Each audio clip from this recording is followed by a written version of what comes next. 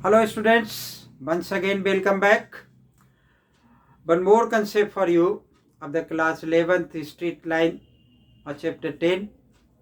और जो इस चैप्टर में हमने आपको बताया कि एक तो शॉर्ट में रिवीजन था, जो क्या क्लास 10th में क्या था कि distance formula, section formula, area of the triangle, ठीक है, इंटरनल और एक्सटर्नल।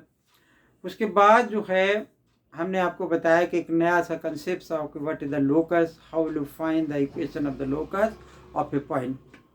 इससे पहले जो मैंने बताया वो आपको बताया कि लोकस वो स्लोप ऑफ ए लाइन, ठीक है।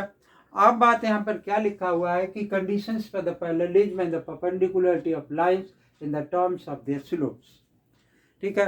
कब दो लाइनें पैरेलल होंगी और कब दो लाइंस विल बी परपेंडिकुलर। तो इस पर हमने क्या करना है कि फोकस करना है और स्लोप को कंसीडर करना है, ठीक है। तो यहाँ मैंने क्या लिखा कि कंडीशंस ऑफ द पैरेललिज्म या conditions of the parallel lines. Conditions नहीं होता, condition of two parallel lines.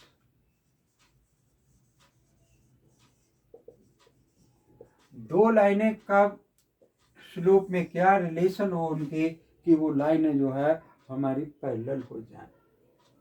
बहुत आसान सा काम है बच्चों।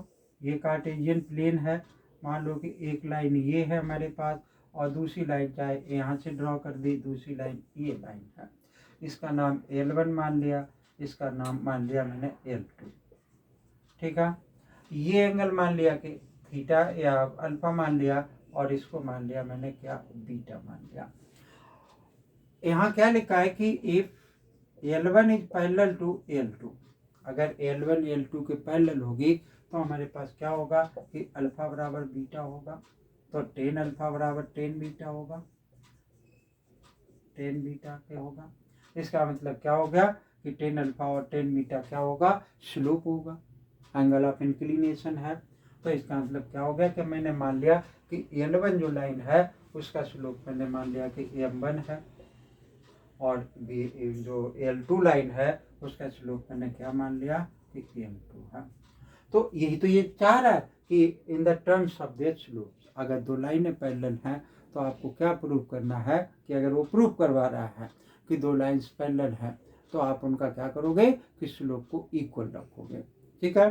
तो हमारे पास क्या था कि L1 और L2 हमारे पास दो लाइनें हैं जो कि पैरेलल हैं, तो उनकी कंडीशन क्या होगी कि slope of line L1 is equal to M1 और slope of the line L2 is equal to M2 and M1 will be equal to M2 के इक्वल होगा, ठीक है। तो that is called the condition of the parallel lines. जब भी parallel lines हो, उसने कहा कि ये लाइन इस लाइन के पैरेलल है, आप तुरंत लिख लो कि इसका स्लोप इस लाइन के स्लोप के इक्वल होगा। दूसरी कंडीशन क्या है बच्चों कि परपेंडिकुलरिटी, तो दो लाइनें अगर एक दूसरे के परपेंडिकुलर हैं तो क्या होगा, बना लेते हैं उसको थोड़ा सा डायग्राम में। तो डायग्राम में बनाने से थोड़ा सा कंसेप्ट जो है वो हल्का हो जाता है और कुछ नहीं।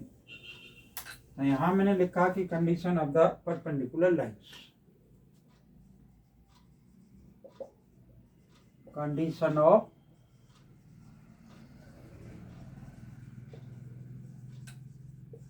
परपेंडिकुलर लाइंस, ठीक है। मान लो कि ये बनाया और ये कार्टेशियन प्लेन, इस तरीके से कहीं से भी एक लाइन मैंने इस पे क्या किया कि परपेंडिकुलर ड्रॉ कर दी, ठीक है। अब ये परपेंडिकुलर सपोज कर लो कि इस एंगल को मैंने थीटा मान लिया या अल्फा मान लिया, तो ये लाइन इस लाइन पे परपेंडिकुलर है। अब ये L1 मान लिया कि ये L2 मान लिया, इसका स्लोप क्या है कि M1 है और इसका स्लोप क्या मान लिया मैंने, M2 मान लिया, ठीक है। तो जब भी परपेंडिकुलर लाइंस की कंडीशन आए तो हमारे पास क्या होगा बच्चे कि दोनों लाइनें एक दूसरे पर परपेंडिकुलर हैं, तो हम जो जिस कंडीशन को सेटिस्फाई करेंगे वो क्या होगा, M1 M2 is equal to minus पर, ठीक है। मतलब एक लाइन दूसरी लाइन पे परपेंडिकुलर है तो आप तुरंत लिख लेंगे क्या कि M1 और M2 is equal to minus पर। या एक लाइन का स्लोप, बहुत सारे क्वेश्चंस में क्या कहेगा कि वो एक लाइन दूसरी लाइन पे परपेंडिकुलर है और एक लाइन का स्लोप उसने दे रखा, तो आप बहुत आसानी से क्या कर सकते हैं कि दूसरी लाइन का आसानी से स्लोप फाइंड आउट कर सकते हैं, ठीक है, या हम इसको फार्मूले के तहत लिख ले कि product of the slopes of two lines is equal to the negative of the one. Okay, तो ये कंडीशन है हमारी किसके लिए, परपेंडिकुलर लाइंस की कंडीशन है, ठीक है ना। तो और आगे चलते हैं कि angle between the two lines. Okay, क्या है कि for the video and copy it, then we have write the angle between the two lines.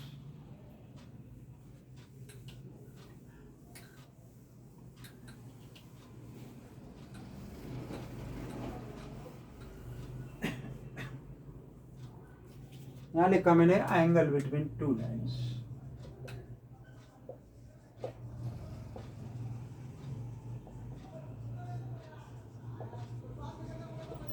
Angle between two lines, मान लो कि ये फिर से एक कार्टेशियन प्लेन ड्रॉ कर लिया, एक लाइन ये गई और दूसरी लाइन ये गई, और तो एंगल तो बच्चों हम तब निकालेंगे जहां पर वो लाइनें दोनों इंटरसेक्ट करेंगी। अगर वो दोनों लाइनें इंटरसेक्ट कर रही हैं, ये एक्स एक्सिस है हमारे पास और ये क्या है, वाई एक्सिस है, ये L1 मान लिया और L2 मान लिया, ठीक है। अब ये लाइनें तो जहाँ पे इंटरसेक्ट करेंगी वहीं पर तो एंगल बनेगा, तो ये एंगल हमारा क्या होगा कि थीटा मान लिया, जिसकी कि हमने वैल्यू निकाल ली है। ओके, तो अब थीटा की हमें वैल्यू फाइंड आउट करनी है। मान लो कि ये मान लिया मैंने अल्फा 1 और ये अल्फा, या मान सकते हैं अल्फा 1 तो अल्फा 1 लिख गया, और ये मान लिया मैंने अल्फा 2 मान लिया। ओके, अब देखो कि इस L1 लाइन का स्लोप मैंने मान लिया कि M1, और L2 लाइन का जो स्लोप है वो मैंने क्या मान लिया, M2 के इक्वल मान लिया। ओके, तो अब M2 बराबर क्या होगा हमारे पास, tan अल्फा 2, और M1 किसके बराबर होगा, tan अल्फा 1, ठीक है। तो L1 लाइन का स्लोप हमारा क्या है, L1 लाइन का स्लोप M1 है और वो tan अल्फा 1 के बराबर है, और L2 लाइन का जो स्लोप है वो किसके इक्वल है, M2 के इक्वल है, ठीक है। तो हमारा टेन थीटा, ये टेन थीटा किसके इक्वल हम निकाल पाएंगे इसको कि tan theta is equal to mod of. Okay, यहाँ मैंने क्या लिखा कि M2 minus M1 divided by 1 plus M1 M2। Okay, ये हमने लिख लिया। अब टेन थीटा, अब थीटा इज द एंगल, तो इस साइड भी टेन ला सकते हैं, या फिर यहाँ पे इन सबको कैलकुलेट करेंगे और ट्रिग्नोमेट्रिक टेबल से जो भी वैल्यू निकल करके आए। तो अब आई बात की ये M1 M2 minus M1 is divided by 1 plus M1 M2, ये तो स्लोप हुआ, ठीक है। अब जब ये स्लोप हुआ, वो एंगल, अब थीटा निकालना मुझे, तो थीटा निकल आएगी यहाँ से। अब थीटा की वैल्यू पॉजिटिव भी हो सकती है, नेगेटिव भी हो सकती है। तो अगर बच्चों पॉजिटिव है, एक थीटा इज क्या है, थीटा इज पॉजिटिव, तो पॉजिटिव है तो इसका मतलब क्या है कि ये एक्यूट एंगल, और एक थीटा इज नेगेटिव, थीटा कैसा है कि नेगेटिव है, तो ये ऑब्ट्यूज एंगल हो गया। ओके, तो इस तरीके से हम क्या निकाल सकते हैं कि angle between the to line, दो लाइंस दे रखी होंगी आपको, बहुत सिंपल सा कंसेप्ट कि उन लाइंस का हमने क्या निकालना है कि स्लोप निकालना है, और स्लोप निकाला जो है वो पॉजिटिव आ गया, सॉरी M1 और M2 की वैल्यू निकाली, उसको हमने यहाँ पर पुट की, और पुट करने के बाद क्या होगा कि थीटा की वैल्यू आ गई, ये एक से आएगा। तो ये हमारा क्या होगा कि इस तरीके से एंगल निकाला जा सकता है। उसके बाद बच्चों एक और कंडीशन होगी जिसको हम क्या कहते हैं कि कॉलिनियर पॉइंट्स। तो देखते हैं कि वो collinearity of the line points क्या हुआ करती हैं।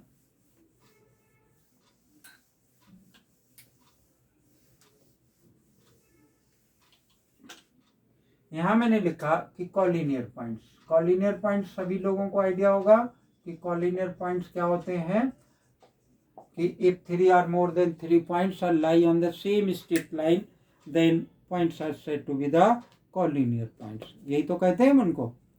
अब जैसे ये एक लाइन है, ठीक है, इस लाइन पर ये 3 पॉइंट समेत गिवन है ABC, तो ये कैसे है, तीनों एक ही लाइन पर है, तो ABC कॉलिनियर पॉइंट्स हो गए। क्लास 10th में हम क्या पढ़ा करते थे कि AB plus BC is equal to AC, यानी इस कंडीशन को अगर ये सेटिस्फाई कर रहा है तो क्या है कि वो पॉइंट्स कॉलिनियर हैं।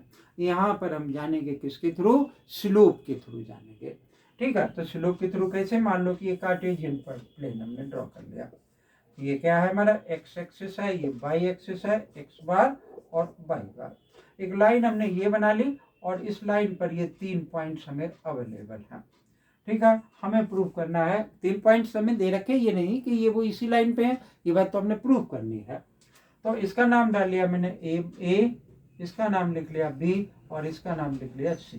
ठीक है, इसका कोऑर्डिनेट क्या मान लिया, x1/1, इसका x2/2 और इसको भी कुछ मान से इसको x और y मान लिया। ठीक है, और इसको मान लिया x2 और y2। तो अगर तीनों पॉइंट्स कैसे हैं, कॉलिनियर हैं, तो क्या होगा कि ए बी की स्लोप बी सी के इक्वल होगी। तो मैं यहाँ पे क्या लिख सकता हूँ, condition of collinear points, condition of collinear points. ठीक है, क्या होगा कि if A B and C are collinear, अगर वो कॉलिनियर है तो क्या होगा कि slope of A B is equal to slope of B C. A B की स्लोप किसके इक्वल होगी, बी सी के स्लोप के इक्वल होगी। ठीक है ना। अगर ऐसा इस कंडीशन को सेटिस्फाई करता है तो ए बी सी तीनों पॉइंट्स कैसे हो जाएंगे, कॉलिनियर हो जाएंगे। ठीक है, तो ये बच्चों कुछ कंसेप्ट थे इससे पहले के, जो हमारी एक्सरसाइज है 10.1 उससे पहले के। अब 10.1 एक्सरसाइज इसके बाद में, तो ये सारे कंसेप्ट मैंने बताए हैं आपको। उम्मीद है कि सब अच्छे लगेंगे, आपको समझ में आएंगे। अगर समझ में आए तो आप लाइक करें, चैनल अगर सब्सक्राइब नहीं कर रखा तो चैनल को सब्सक्राइब कर ले। थैंक यू, जय हिंद।